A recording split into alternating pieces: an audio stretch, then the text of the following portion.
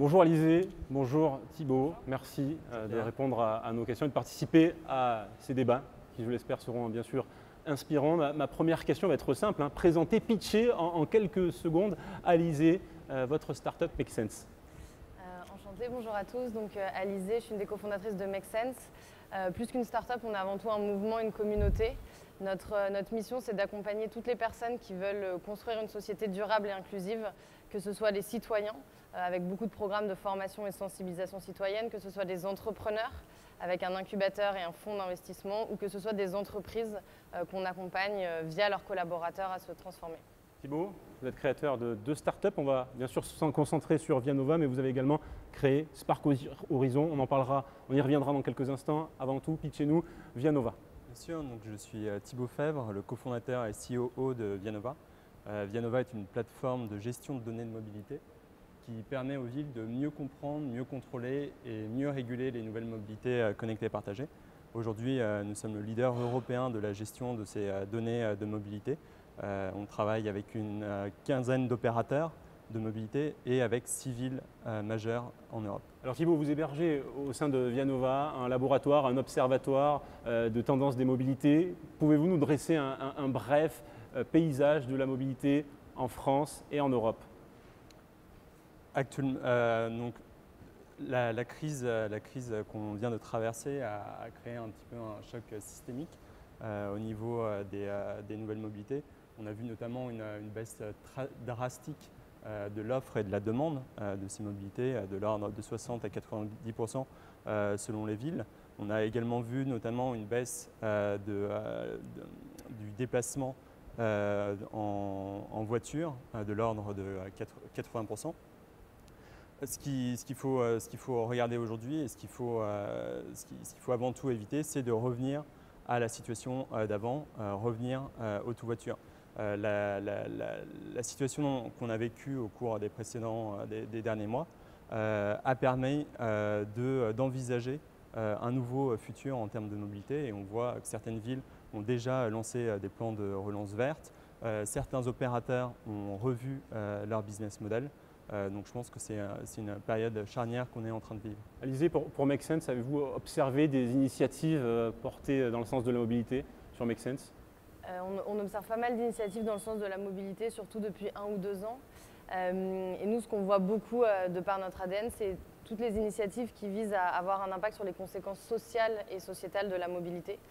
Donc on voit beaucoup de projets qui visent à développer la mobilité dans les zones périurbaines ou dans les zones rurales, où il y a un vrai enjeu d'accessibilité de la mobilité et de facilitation.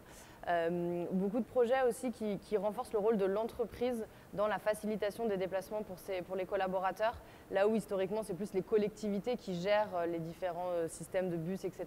On voit notamment dans les systèmes de covoiturage un fort rôle des entreprises et de regroupement d'entreprises qui se développent.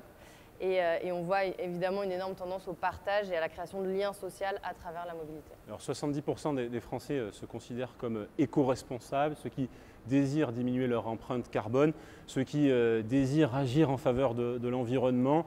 Et pourtant, quand il s'agit de franchir le pas, quand il s'agit d'acquérir des équipements moins énergivores, il y a des réticences. Est-ce que vous pouvez nous expliquer ces freins, ces réticences, Hervé Mathurin-Court?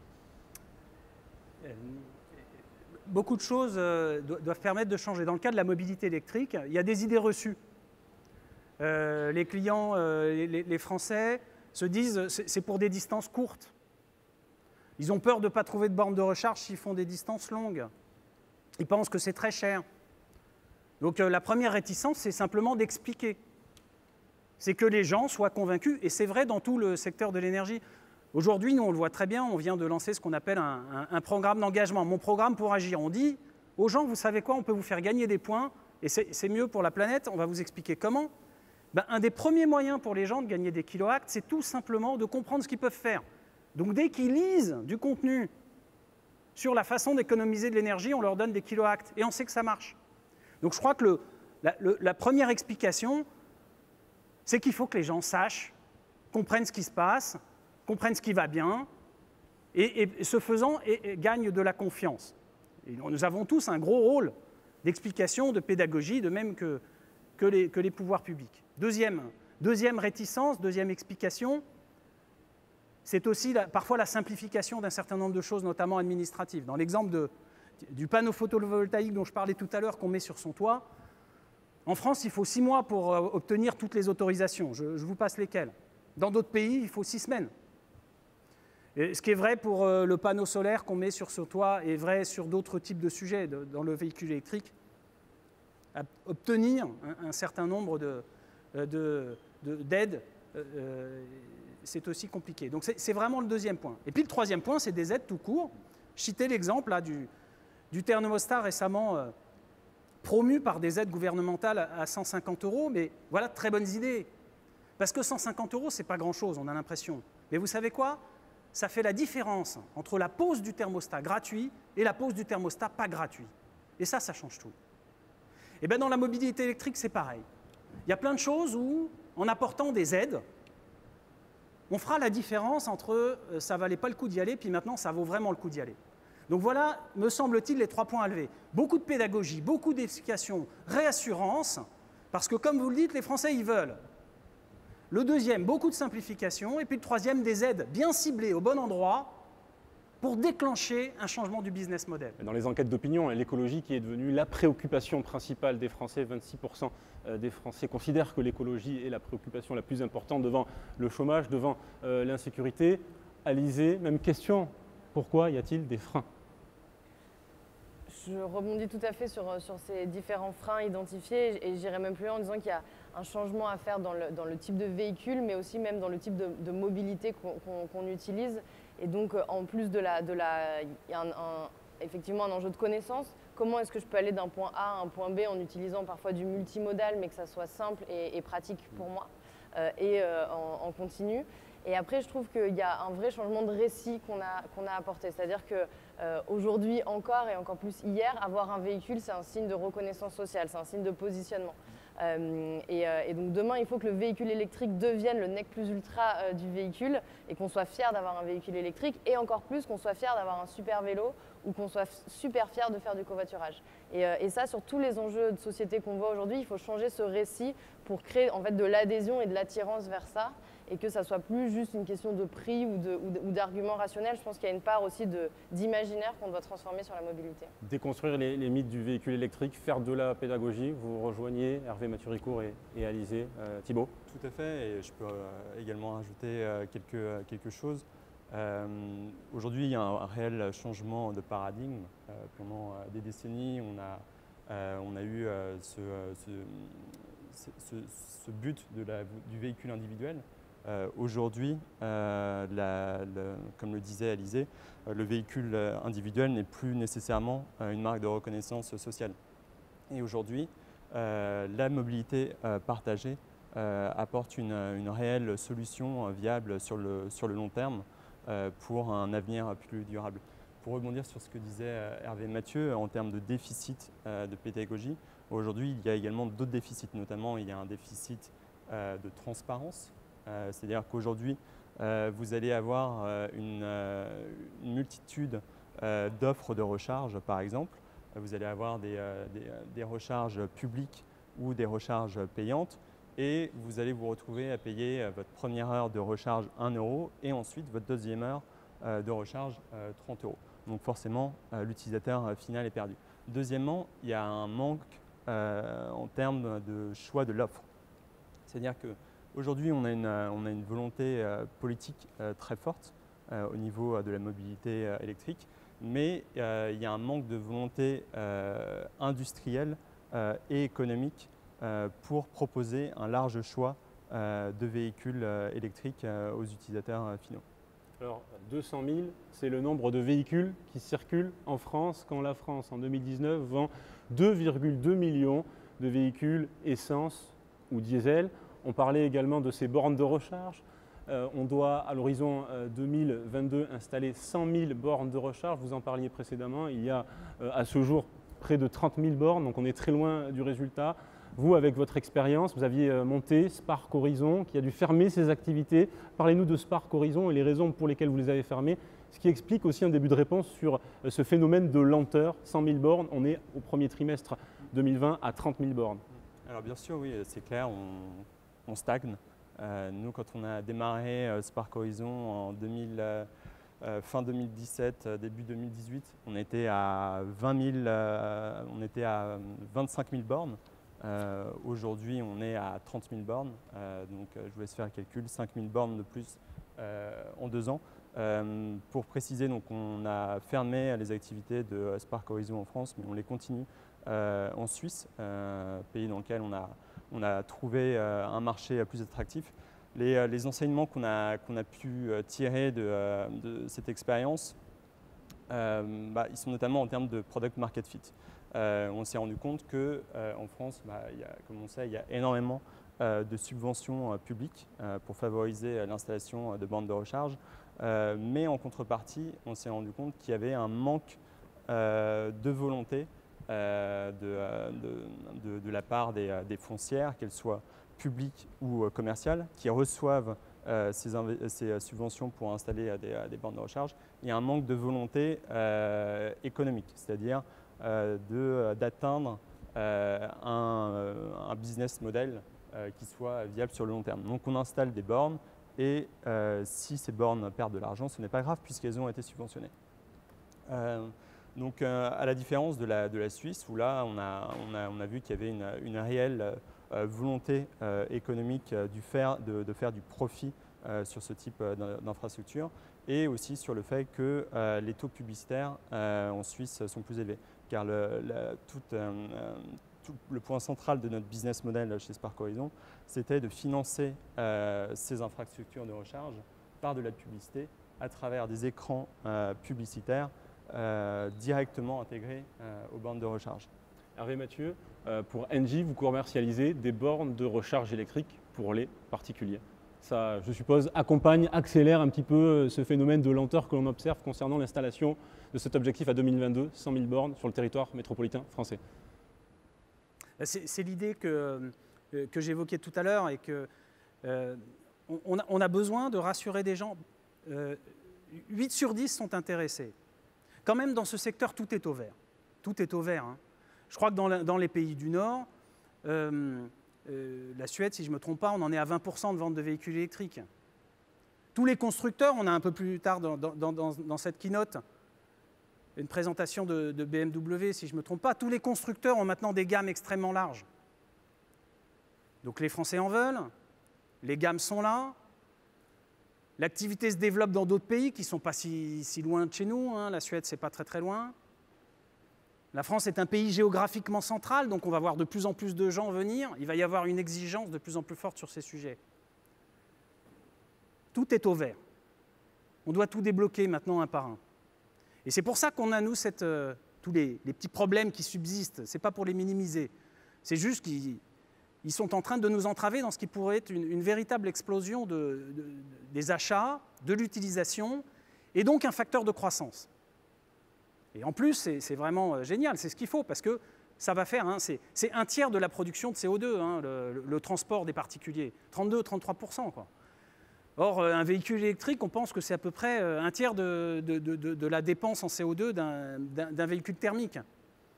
Donc rêvons un peu, si tout est électrique, on a divisé par 3, hein, on a divisé de 20% la production en France, quoi.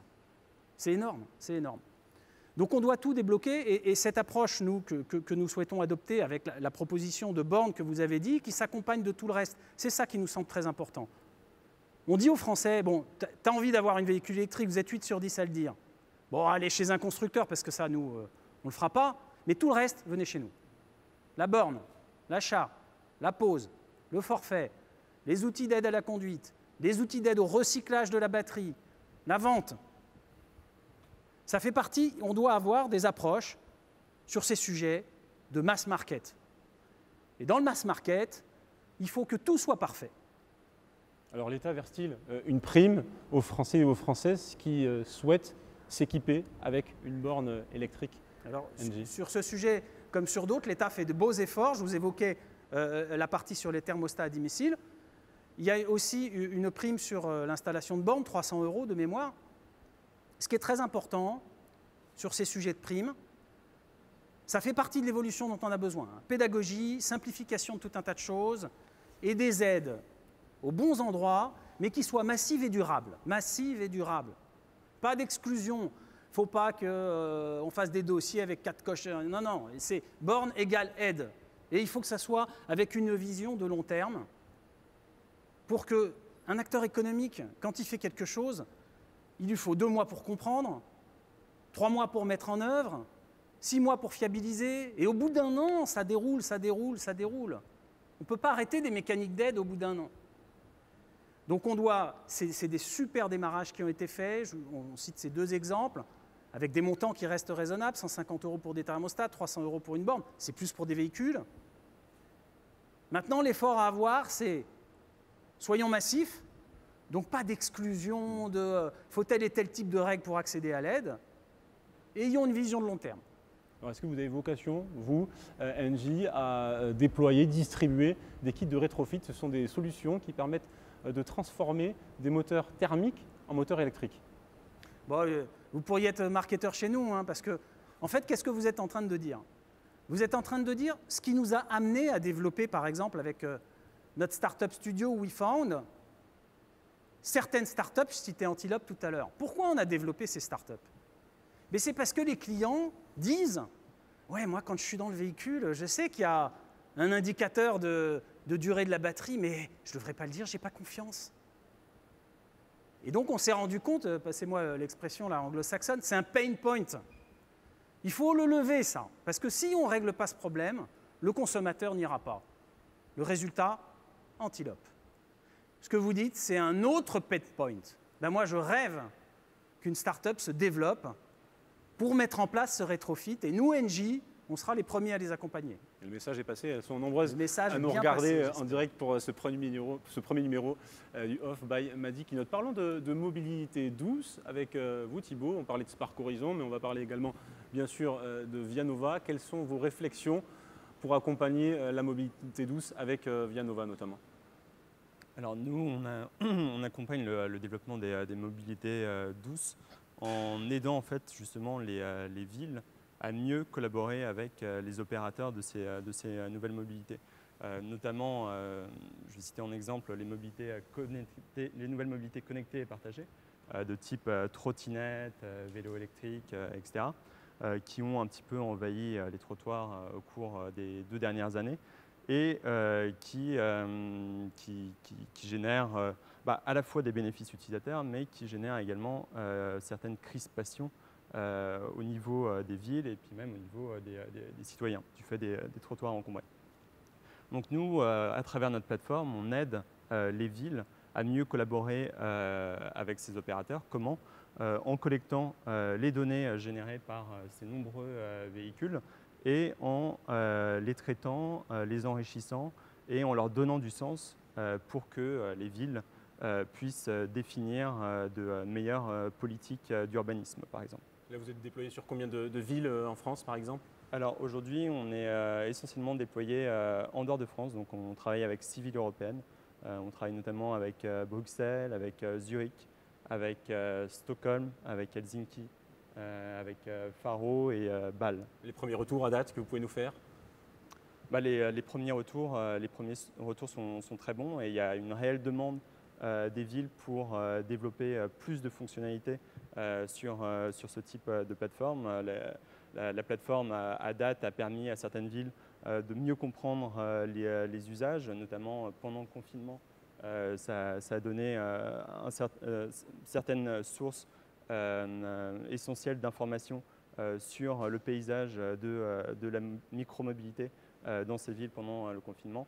Et il y a d'autres besoins auxquels répondre. Vous avez travaillé de près, vous, avec les collectivités territoriales. Exactement. Sur les mises à disposition de flotte auprès Alors, pas sur les mises à disposition de flotte à proprement parler, mais on travaille étroitement avec les collectivités et les opérateurs dans la mise en place, par exemple, d'un cadre légal d'opération de ces flottes sur le territoire de la ville. Donc, on aide la ville notamment à rédiger conjointement avec les opérateurs des accords de licence qui permet à ces opérateurs d'opérer dans la ville en échange d'un certain nombre de mesures telles que le partage de données par exemple.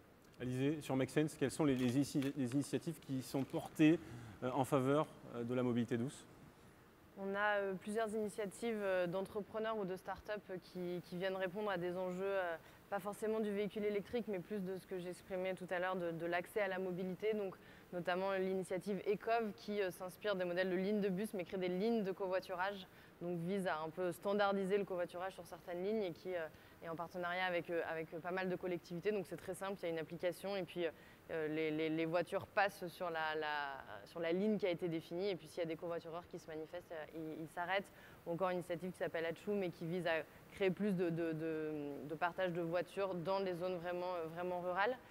Et puis après, nous, plus spécifiquement, Make Sense, on a mobilisé l'an dernier en partenariat avec BMW notre communauté dans 10 villes pour faire émerger les projets qui existaient sur ces territoires et voir quelles étaient en fait les tendances et les appétences des citoyens pour ces sujets-là.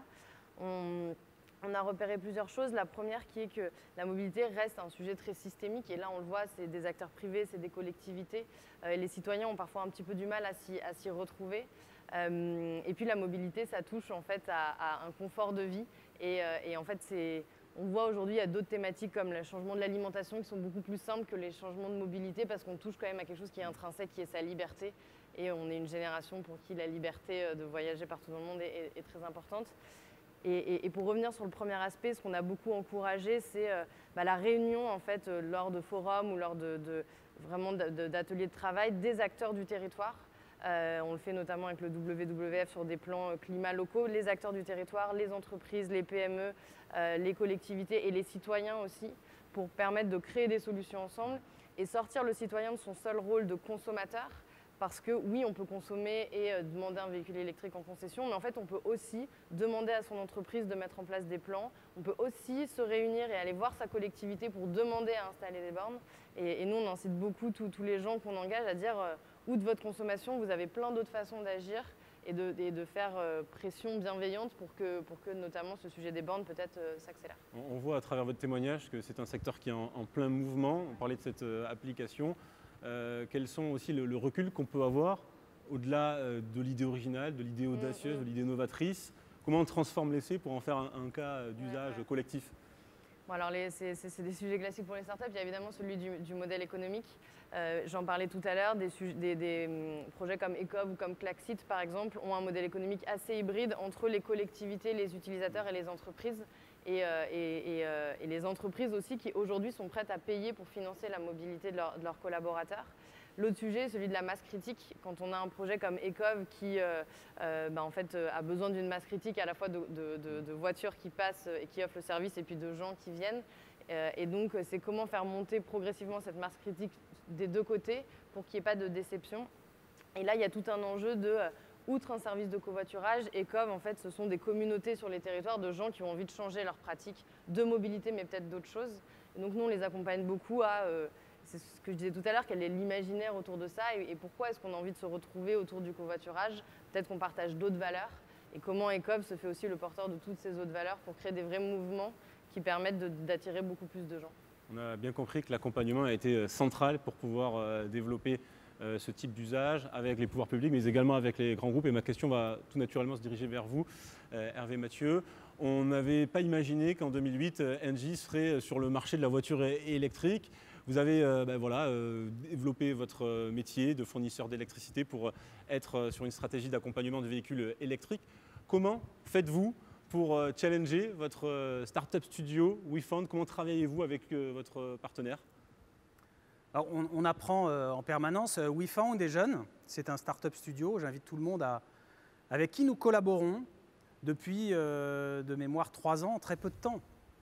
Et d'où c'est venu? Mais je crois que le grand penseur du sujet, un des grands penseurs du sujet, c'est Navi Raju. Il est intervenu à la Madi Keynote de janvier. Il dit voilà, l'innovation est partout. Et aujourd'hui, un grand groupe, c'est vrai pour des startups, mais il leur faudra plus de temps, doit être capable de capter partout cette innovation et de mettre en œuvre la meilleure façon de la développer. Et il y a des sujets, ce n'est pas à nous d'essayer de les développer. Il faut, passez-moi l'expression, qu'on ait un partenaire qui nous disrupte. Ça ne veut rien dire. Ça veut dire quoi? Ça veut dire qu'il faut qu'ils prennent des paris qui peuvent nous faire mal, mais qui sont sur la longue route quelque chose qui peut nous accompagner. Et au fond, c'est comme ça qu'on travaille avec notre partenaire WeFound. On s'est dit ensemble, on va vous donner de l'argent pour que vous ayez des idées qui nous challengent tellement que ça peut remettre en question notre business model. Et qu'est-ce qu'on a découvert? C'est un peu une grande surprise. Au fond, allez sur nos plates-bandes, hein, c'était ça l'idée, vous avez le droit, quoi. Eh bien, ils viennent de se concentrer en 2-3 ans sur une plate-bande qu'est la mobilité électrique. Parfois, ça ne dérange pas notre plate-bande. Antilope, dont je parlais tout à l'heure, ça ne dérange pas du tout notre plate-bande. Il y en a une autre, la certification de la batterie, c'est très important. Quand vous voulez revendre votre véhicule, la première chose que l'acheteur va vous dire, à l'occasion, hein, mais ta batterie, elle fonctionne ou pas? Ah ouais, elle fonctionne. C'est mieux d'avoir un certificat. Qu'est-ce qu'a fait notre Startup Studio? Ils ont inventé une nouvelle startup qui s'appelle la Belle Batterie et qui donne un certificat. Et c'est ça qui a été extrêmement fructueux, c'est qu'on a accepté de lâcher la bride, de donner de l'argent à quelqu'un en lui disant « tu as le droit de venir faire du business sur nos plates-bandes » et nous ne faisons que nous en féliciter. On aura d'ailleurs l'occasion de présenter les 3 startups en question dans la suite de cette émission. La question que j'ai envie de vous poser également, c'est de savoir comment on entre dans un marché tout à fait nouveau pour Engie. On l'a beaucoup évoqué. Que nous disent les clients? Que nous disent les Français? C'est le point de départ. Et là, on constate qu'il y en a 8 sur 10 qui ont envie de basculer dans le véhicule électrique. On constate qu'on est légitime, on est un énergéticien, parler d'électricité. Un jour, on parlera d'hydrogène et on sera là, nous aussi. Donc on a des Français qui nous disent ce dont ils ont envie. On a une conviction stratégique que j'évoquais tout à l'heure, qui ne date pas de cette crise, qui est bien antérieure.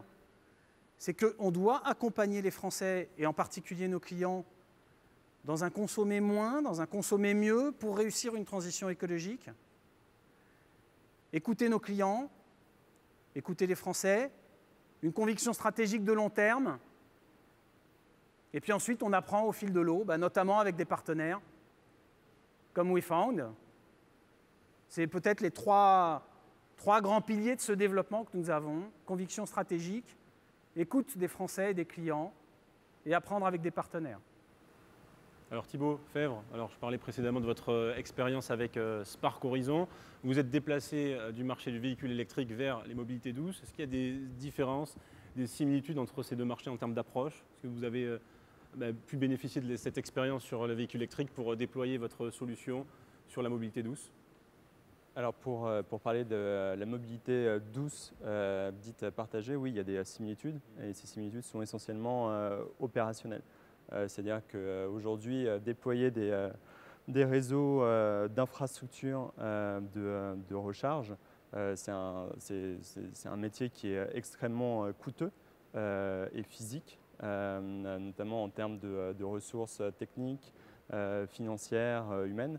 Et le rapprochement qu'on pourrait faire avec les opérateurs de micromobilité, par exemple, c'est sur la partie opérationnelle. C'est-à-dire que ces flottes de véhicules, il faut les dispatcher, il faut les recharger, il faut les récupérer, etc. Donc il y a vraiment une similitude là-dessus et on le voit notamment récemment, Uber s'est séparé de ses activités Jump, donc les trottinettes et les vélos, et les a cédés à Lime.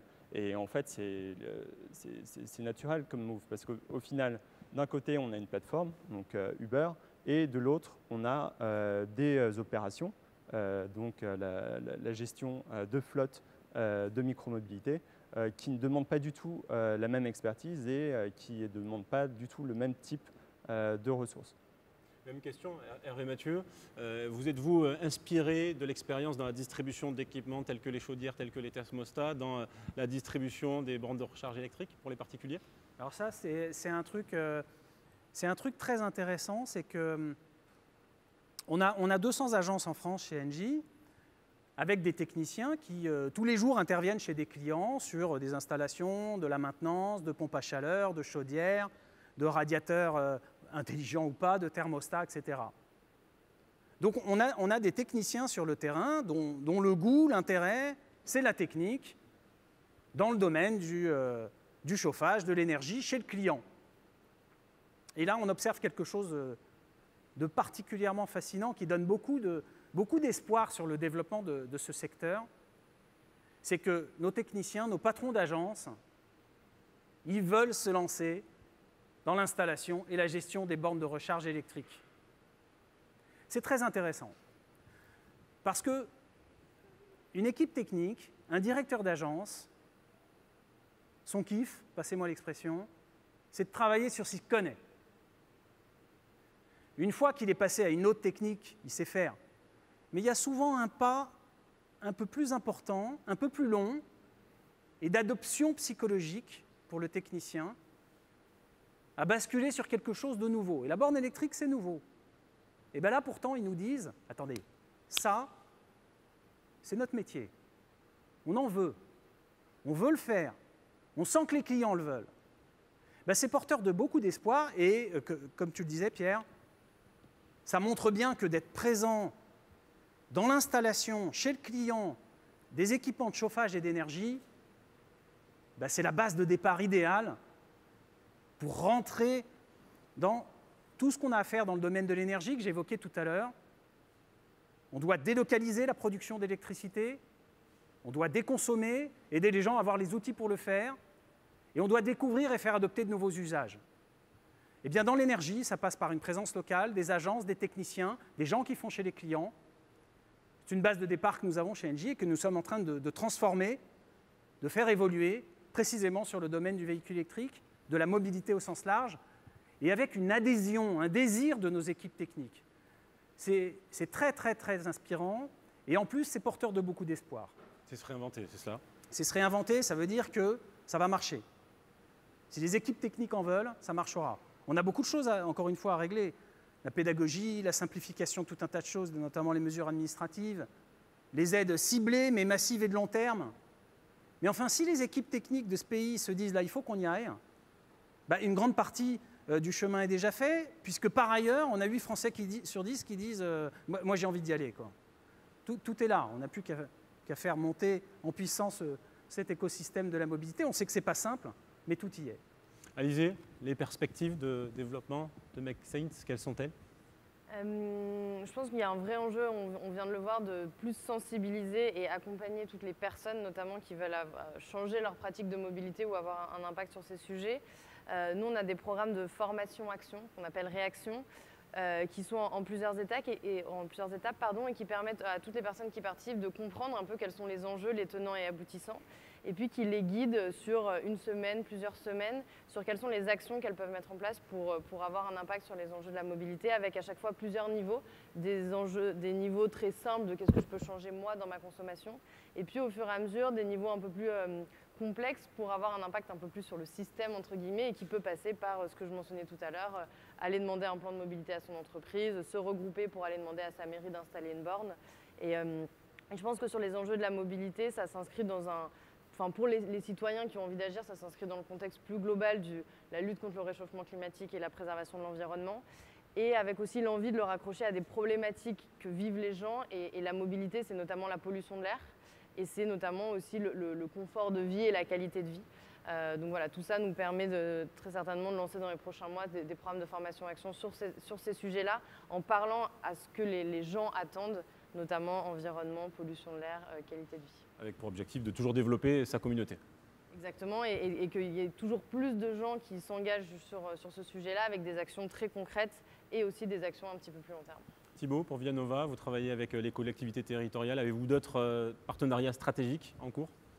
Alors oui, on travaille avec les collectivités territoriales, mais également avec les opérateurs privés de micromobilité. Aujourd'hui, nous, nos objectifs, c'est de continuer notre expansion européenne, donc continuer de travailler avec plus de villes et plus d'opérateurs européens, mais aussi d'initier une présence plus forte sur le territoire français. Aujourd'hui, on est en train de mettre en place progressivement un projet d'étude des flux logistiques avec la ville de Paris. Donc j'espère pouvoir faire des annonces sur ce sujet prochainement. Et sinon, renforcer nos partenariats avec les opérateurs privés et publics. Notamment, aujourd'hui, On est en discussion avec le groupe RATP pour trouver des synergies. Hervé Mathieu, vous avez noué des partenariats stratégiques avec des constructeurs. Est-ce qu'on peut parler là, justement de tout ce que vous mettez en place à l'heure actuelle pour la mobilité électrique? Bien sûr, donc comme je vous l'évoquais, hein, donc la seule chose qu'on ne fait pas, c'est fabriquer des véhicules électriques. Donc on a besoin de partenariats. On met tout le reste en place pour le client, hein, la vente, neuf, occasion, les bornes de recharge, la pose, l'achat, toutes les aides à la conduite, les partenariats qui permettent sur une batterie ensuite d'avoir de la certification, mais on a absolument besoin de véhicules. Et donc on veut des partenaires qui fabriquent des véhicules. C'est un métier fantastique. On a des très grands constructeurs en France, en Europe. Donc oui, on a des partenaires avec des constructeurs. Je les invite d'ailleurs à venir nous revoir. On rêve d'enrichir sur notre site web la proposition de valeur qu'on fait aux clients. Et dedans, évidemment, le véhicule est en majesté. Ça tombe bien puisque dans quelques instants, nous allons accueillir un constructeur qui partagera à nos côtés son point de vue. Avant cela, le mot de la fin pour conclure ce débat. Alizé, vous avez 30 secondes, le mot de la fin au sujet de l'avenir de la mobilité durable. Je pense que l'avenir de la mobilité durable, c'est avant tout une histoire d'aventure collective et c'est pas il faut que les citoyens, les consommateurs consomment mieux, il faut que les entreprises se bougent, etc. Je pense que c'est, et on le voit avec notre Manel, il manque juste une collectivité, mais voilà, chaque acteur a vraiment son rôle à jouer et au plus les acteurs arriveront à jouer de concert, à mon avis, au plus rapidement on ira sur ces sujets-là. Ne pas faire culpabiliser également le consommateur et les Françaises et les Français, c'est ce que vous me disiez aussi en préambule du offre de la oui, Made tout à fait, le consommateur, il est parfois au bout de la chaîne et donc en fonction de toutes les incitations, de tous les dispositifs avant, évidemment qu'il y a le facteur prix qui joue, donc ne pas culpabiliser et après se dire que, outre être consommateur, mais je l'ai dit plusieurs fois, on a d'autres façons d'avoir des leviers sur ces sujets. Thibaut Fèvre, le mot de la fin. Alors moi je pense qu'en effet un des enjeux majeurs c'est l'aspect collaboratif. Il faut renforcer la collaboration et la communication entre les différents acteurs, à savoir les collectivités territoriales, les opérateurs publics, mais aussi les opérateurs privés qui ont malheureusement été trop souvent mis dos à dos au cours des dernières années. Et on a besoin de cette collaboration pour arriver en fait à offrir à l'utilisateur final une offre de mobilité servicielle et multimodale. Hervé Mathieu, le mot de la fin. On va se mettre modestement mais fermement au service des deux mots que vous avez employés, l'imaginaire et le collectif. Merci à tous les trois d'avoir contribué à ce tout premier débat du off de la Madi Keynote que l'on retrouvera bien sûr en replay dans les prochains jours pour celles et ceux qui nous regarderont dans les prochains jours. Nous poursuivons le off by Madi Keynote avec la prochaine séquence. Il s'agit d'un constructeur que nous allons accueillir dans quelques instants. Mais avant cela, je vous propose bien sûr de réagir à ce premier off by Madi Keynote avec le hashtag Madi Keynote. Je le disais il y a quelques secondes, nous allons partager le point de vue du constructeur avec celui qui est président du directoire BMW France. Il s'agit de Vincent Salimon.